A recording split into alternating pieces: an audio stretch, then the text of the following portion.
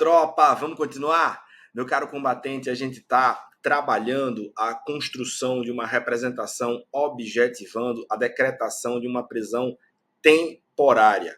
Bem, só para revisar o que a gente viu no bloco passado, a prisão temporária ela só pode ser decretada no curso do inquérito policial.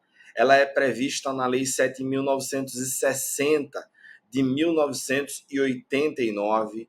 Ela tem como legitimados o delegado de polícia e o membro do Ministério Público, e é uma cláusula de reserva de jurisdição, ou seja, só o Poder Judiciário pode decretar essa mitigação do direito constitucional à liberdade de locomoção. Meu caro combatente, o delegado de polícia, por óbvio, vai fazer uso da representação, o Ministério Público de requerimento. A prisão temporária é uma prisão com prazo, 5 dias como regra, 30 dias prorrogáveis por outros 30 dias em caso de crimes hediondos ou equiparados a hediondos. Portanto, 5 dias, admitida uma prorrogação por 5 dias, falando genericamente da lista de crimes prevista no inciso 3 do artigo 1º da 7.960. 30 dias prorrogáveis por outros 30 dias em caso de crimes hediondos ou equiparados a hediondos. Doutrina majoritária há pouco tempo. A gente tinha a necessidade de demonstração da acumulação dos incisos 1 e 3 do artigo 1º da 7.960 ou dos incisos 2 e 3 do artigo 1º da Lei 7.960. Hoje, como você precisa trabalhar na sua peça prática, demonstração dos requisitos listados pelo Supremo Tribunal Federal em 2 ações diretas de inconstitucionalidade. A gente mencionou isso aqui, portanto, ADIs 3360 e 4109, com os 5 requisitos entendidos pelo Supremo Tribunal Federal como necessários à decretação da prisão temporária. Ou seja, esqueça a possibilidade de decretação de prisão temporária apenas e tão somente porque o indiciado não tem residência fixa. É preciso sim que se demonstre cabalmente a imprescindibilidade da temporária para a continuidade do inquérito policial, portanto, para acautelar a investigação pré-processual, e isso baseado em elementos concretos, né? Segundo informou o Supremo Tribunal Federal, e todas as outras os outros pontos que a gente já mencionou. Para não ficar repetitivo, vou apenas demonstrar a necessidade de leitura de todos esses 5 itens, porque fatalmente eles estarão no seu espelho de correção quando você for observar o resultado lá divulgado pela banca examinadora. Portanto, há sim a necessidade de memorização. Isso serve para você tanto para a prova pré-ambular quanto para a prova subjetiva e, obviamente, para a prova de peça prática. Como eu havia mencionado, a prisão temporária com 2 prazos. O primeiro prazo de 5 dias, prorrogáveis por outros 5 dias, em caso de extrema e comprovada necessidade. Não preciso nem dizer, mas quem prorroga o prazo da prisão temporária é o juiz, atendendo a uma representação do delegado ou a um requerimento do membro do Ministério Público. Se a gente estiver falando de uma prisão temporária relacionada a crime hediondo ou equiparado a hediondo, 30 dias prorrogáveis por outros 30, desta feita com fundamento no parágrafo 4º do artigo 2º da Lei 8.072/90.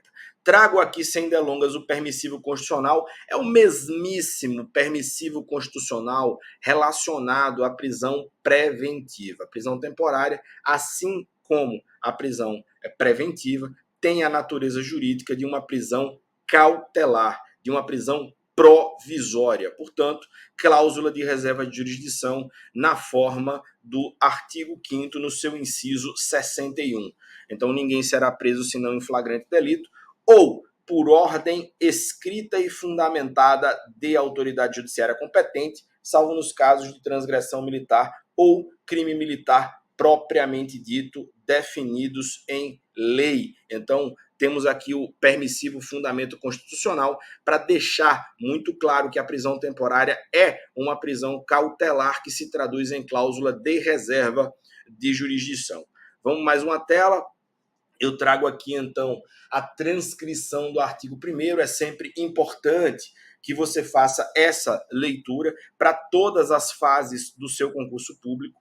Então, você tem aqui a imprescindibilidade da prisão temporária para as investigações do inquérito. Portanto, você percebe que é uma prisão provisória que só pode ser decretada no curso do inquérito policial.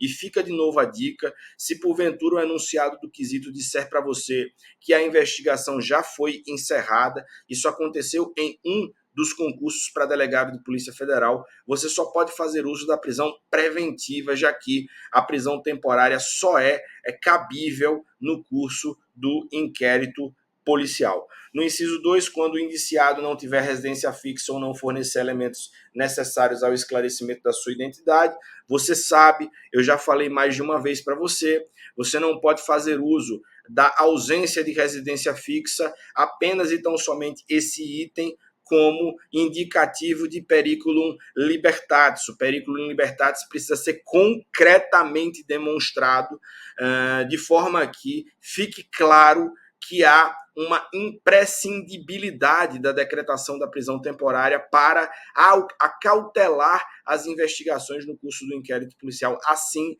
e com razão, decidiu o Supremo nos autos das ADIs 3360 e 4109.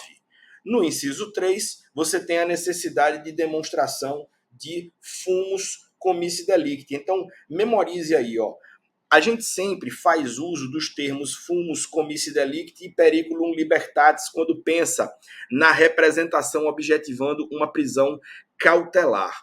Aqui na prisão temporária, quando você falar de imprescindibilidade da prisão temporária calcada em fatos concretos, você vai estar falando de periculum libertatis. Na medida em que você abordar o inciso 3 do artigo 1º, fundadas razões de acordo com qualquer prova admitida na legislação penal de autoria ou participação do indiciado nos seguintes crimes, você está falando aqui de fumus comissi delicti relacionado a um dos crimes do inciso 3 do artigo 1º da 7.960/89, já que a gente tem, segundo entendeu o Supremo Tribunal Federal, uma lista fechada no inciso 3 do artigo 1º da 7.960, não havendo admissibilidade de uso de analogia e de interpretação extensiva para alargar os crimes que estão listados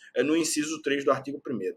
Repito, eu entendo doutrinariamente que essa lista é alargada pelos crimes hediondos e pelos crimes equiparados a hediondos, ainda que eles não estejam listados no inciso 3 do artigo 1º da 7.960. Isso porque a decretação de temporária com base ali na prática de um crime hediondo ou equiparado a hediondo encontra fundamento não na 7.960 isoladamente, mas na 8.072/90, no parágrafo 4º do artigo 2º da Lei de Crimes Hediondos. Meu caro combatente, é extremamente importante que você sempre se atualize na lista de crimes que admitem prisão temporária, seja memorizando a lista do inciso 3 do artigo 1º da 7.960 de 89, seja memorizando a lista do artigo 1º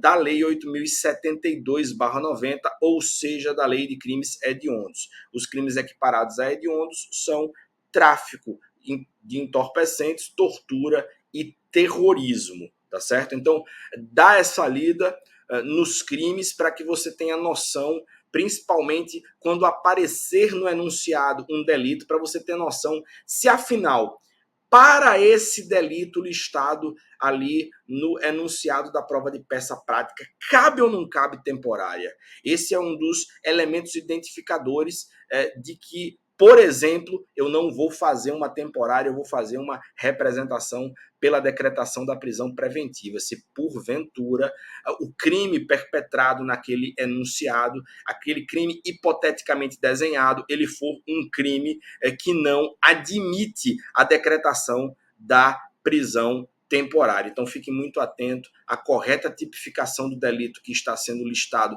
no enunciado e a essa lista de crimes. Vamos fechar mais esse bloco. Eu volto já já revisando com você essa lista de crimes para a gente continuar as nossas explicações sobre a prisão temporária. Forte abraço.